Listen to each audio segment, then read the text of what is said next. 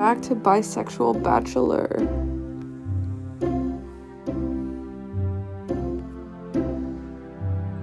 Don't mind Georgie screaming.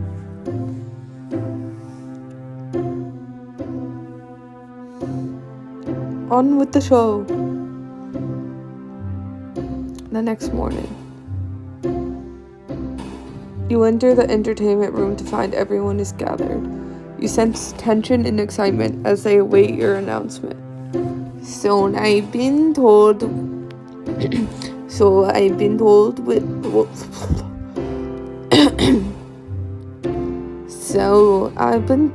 the first one-on-one date will be with Mary.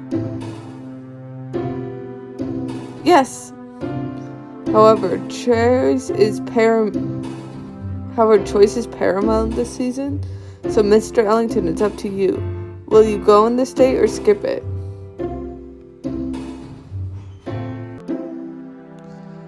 I'd love to. Let's go, Mary. I'm so excited. We're going to have an awesome time. You're adorable, you know. See the rest of you soon.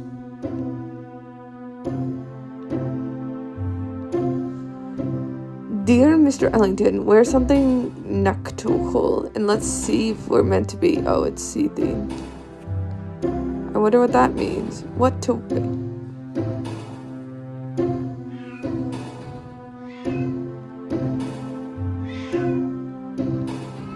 We're going with this one, guys.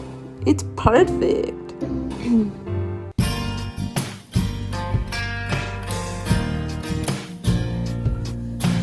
Hey, Mary.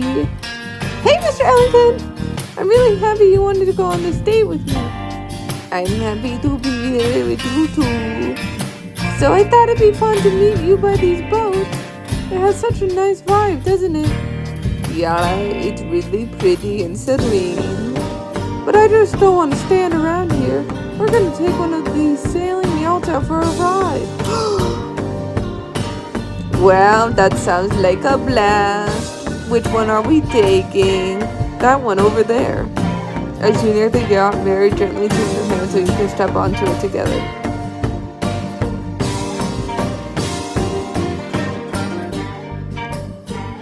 The yacht starts to make its way along the scenic coastline. Mary occasionally gets up to adjust the sail and help out when the captain calls to her.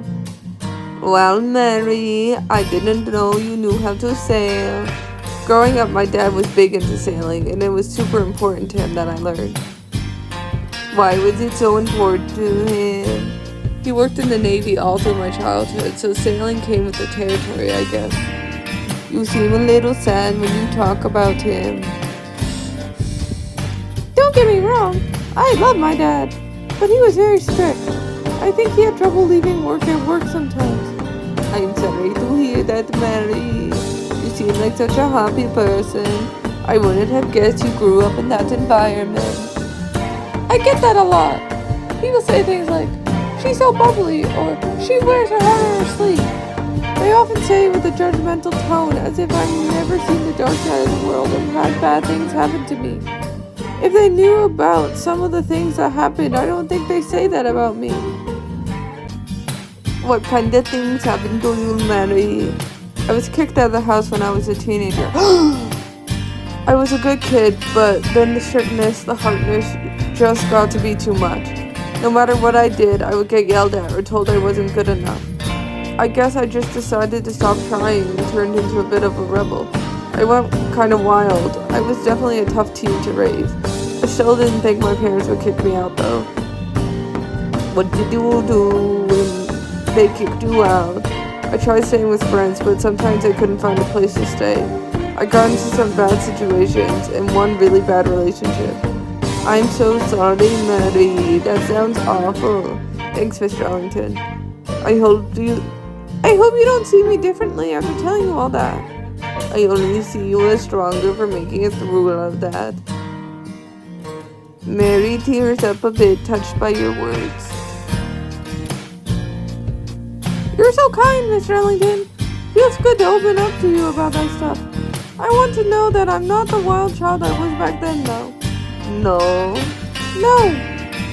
When I got a little older, I realized that living in rebellion to something or someone is not the same as living true to who you are.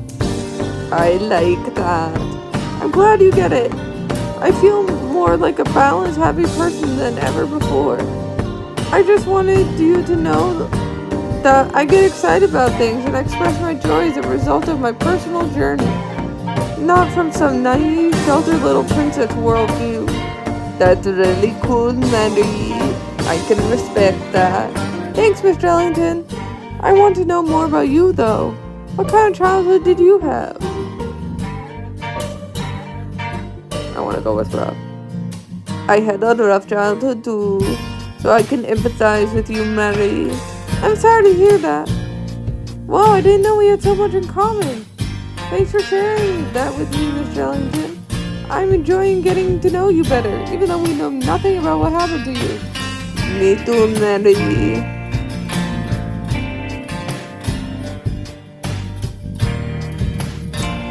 I'm also wondering, how are you still single? You seem like such a cat. Thanks, the same goes for you. People tend to form an idea about me, but I never seem to fit in that idea for long.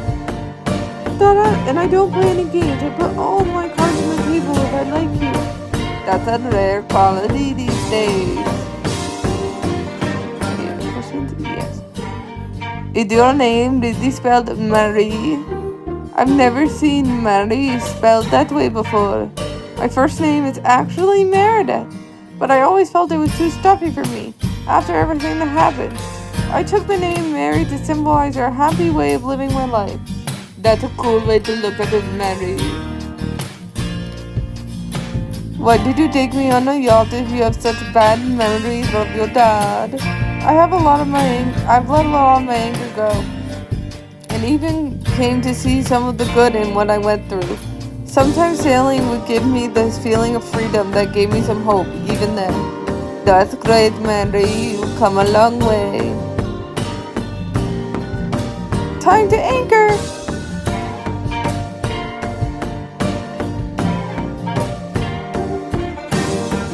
Hey, look at that beautiful lighthouse! Wow, I've always wanted to see a lighthouse up close. Well, that's good, because that's where we're having our romantic dinner. Yay! Awesome! So you both make your way to the lighthouse by the beach.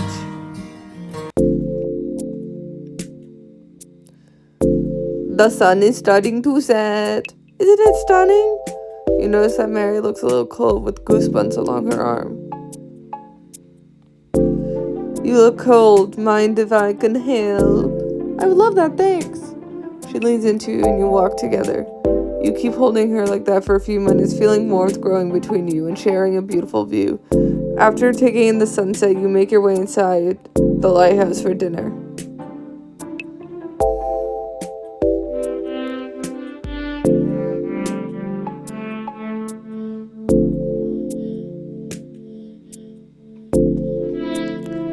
After getting seated, a chef brings you both a delicious-looking meal and drinks.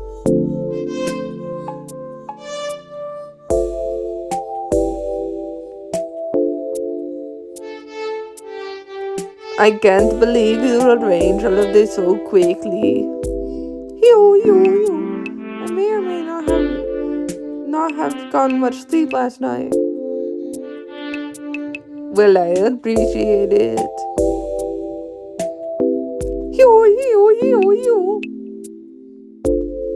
While you chat, you both gaze out of the lighthouse window, appreciating the view. After finishing your dinner, you climb back onto the yacht.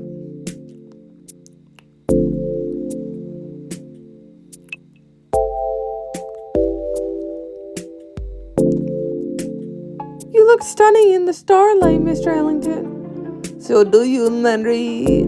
This is such a beautiful view, I say while not looking at it. Mary looks at you more than the scenery when she replies. It really is. Mary reaches tentatively for your hand. You take Mary's hand in yours and it feels right. I really like it here with you and Mary. The air is so chilly, so you move into the yacht's cabin.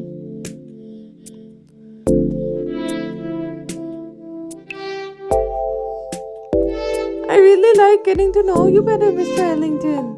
I feel like I could be really vulnerable with you. Like we've known each other forever. I enjoyed today too.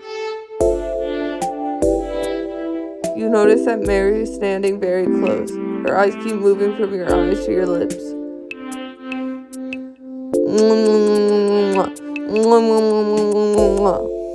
You and Mary share a passionate kiss. You find yourself wanting more as you let the kiss linger on. You feel the growing affection and also longing for each other. Well, the yacht cruise takes you back to the docks and your date with Mary comes to an end. Later that night. Another note. There's an imposter among you. Another threatening note. I hope this isn't serious. This is one of the few times I'm actually comforted by a constant camera crew around me. Still, it's annoying that someone wants to mess with my love story with this vague warning crap. I think I need to take a little night walk. Better change into something comfy.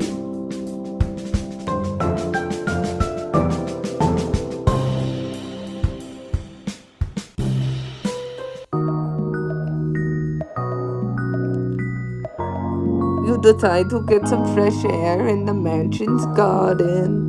You notice Hale standing there looking up at the stars. You approach him and he hears you walking behind him, but he doesn't turn to look. He continues to stare at the stars. Hey, what are you doing? Though my soul may sit in darkness, will rise in this perfect light. I have loved the stars too fondly to be fearful of the night. That was beautiful, Hale. Where did you even hear that? It's from The Old Astronomer to His Pupil by Sarah Williams. My grandfather used to quote it to my grandmother when they sit out on the deck and look up the stars.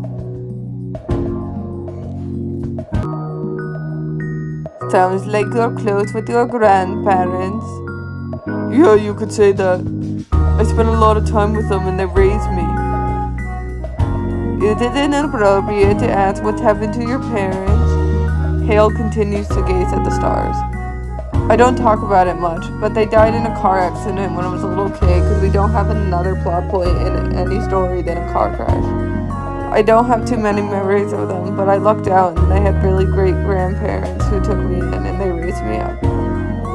Well, Hale, I'm sorry that your parents passed away, but I'm happy to hear that you have such great relationships with your grandparents.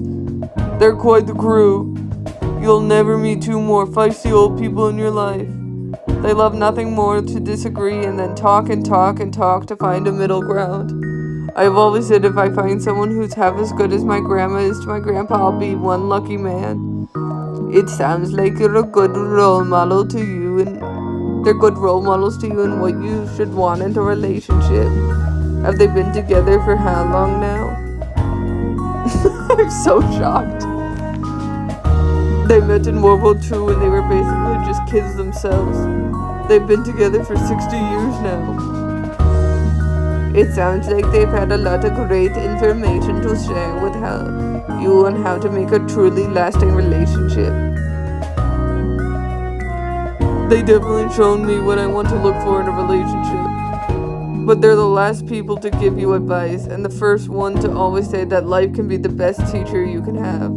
They say life's not worth living unless you make mistakes. Sometimes I feel like I made too many mistakes, but I guess that's part of living. But because of you, now I'm really starting to hope this journey isn't going to end up in the mistakes category. Wink, wink. Good night, Mr. Ellington. Hale, wait. I hope you don't mind. Sorry. I hope you don't mind this. Hug, hug.